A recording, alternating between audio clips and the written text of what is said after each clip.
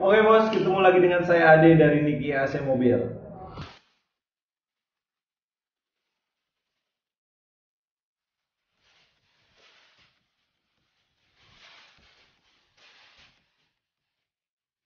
Pada video kali ini saya ingin menjelaskan tentang kebocoran di sistem AC mobil. Jadi mungkin teman-teman pernah mengalami ya, AC mobilnya nggak dingin, kemudian dibawa ke bengkel AC, dicek sama mekanik, ternyata freonnya berkurang. Nah di situ kita simpulkan tambah freon lagi agar AC-nya dingin kembali, seperti itu. Memang benar ketika kita isi freon lagi, nah AC-nya bisa dingin lagi. Cuma masalahnya ketika terjadi kebocoran, yaitu solusi yang kurang tepat sebenarnya. Ah, yang bener lu. Jadi solusi yang tepatnya bagaimana? Ya kita cari dulu kebocorannya ada di mana, kemudian kita ganti spare part yang bocor, baru kita isi freon lagi. Jadi freonnya aman, tetap di dalam sistem. Karena idealnya freon itu hanya bersirkulasi. Bertahun-tahun kita berkendara, harusnya freon nggak akan berkurang kecuali sengaja dilepaskan ketika kita servis atau mau ganti spare part AC. Seperti itu teman-teman. Lalu di bagian mana sih yang umumnya terjadi kebocoran? Nah ini saya punya contoh selang AC ya, tapi saya nggak tahu ini untuk mobil apa, tapi rata-rata seperti ini bentuknya. Jadi dia terdiri dari karet dan metal seperti itu. Di mana terjadi kebocorannya?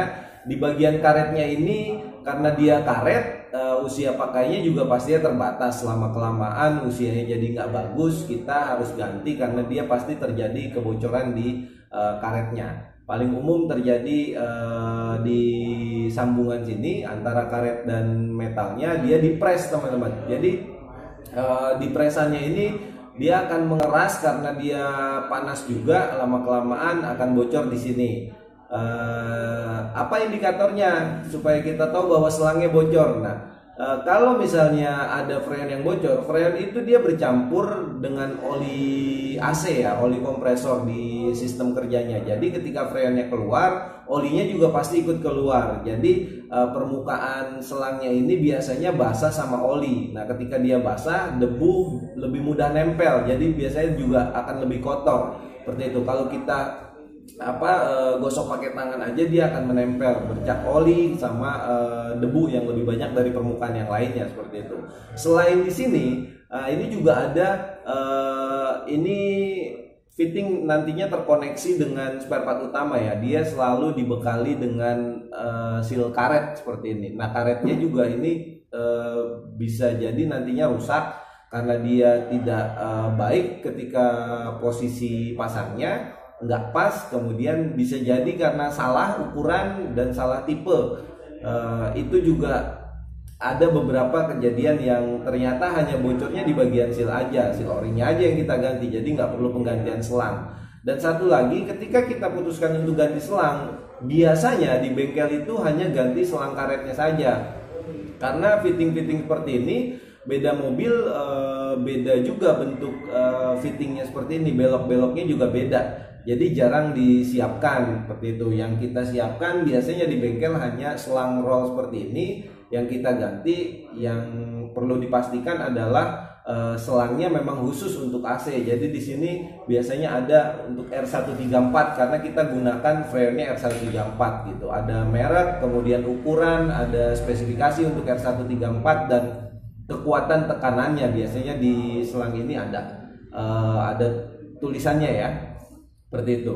Lalu bagaimana prosesnya? Ya prosesnya kita akan belah di sambungan seperti ini, kemudian kita ganti selangnya sesuai dengan ukuran dengan alat bantu ini selongsong ini yang nantinya untuk ngepres selang di bagian fitting seperti itu. Bisa menggunakan mesin press yang manual, bisa otomatis, tapi pada prinsipnya sama untuk ngepres selang aja seperti itu. Jadi teman-teman kalau mengalami AC-nya nggak dingin, kemudian dicek freonnya berkurang, solusinya udah tahu. Jadi kalau seperti itu kejadiannya, kita harus cari dulu kebocorannya. Teman-teman bisa cek sendiri sebenarnya ketika kita buka ruang mesin, kita buka kap mesin, selang-selang ini terlihat semuanya seperti itu. Jadi kita bisa periksa sendiri ketika kenapa nih nggak dingin ya, kita bisa periksa sendiri apakah di bagian selangnya bocor, atau mungkin spare part yang lainnya yang bocor. Paling tidak kita bisa cek di awal sebelum kita putuskan untuk ke bengkel AC mobil, seperti itu teman-teman.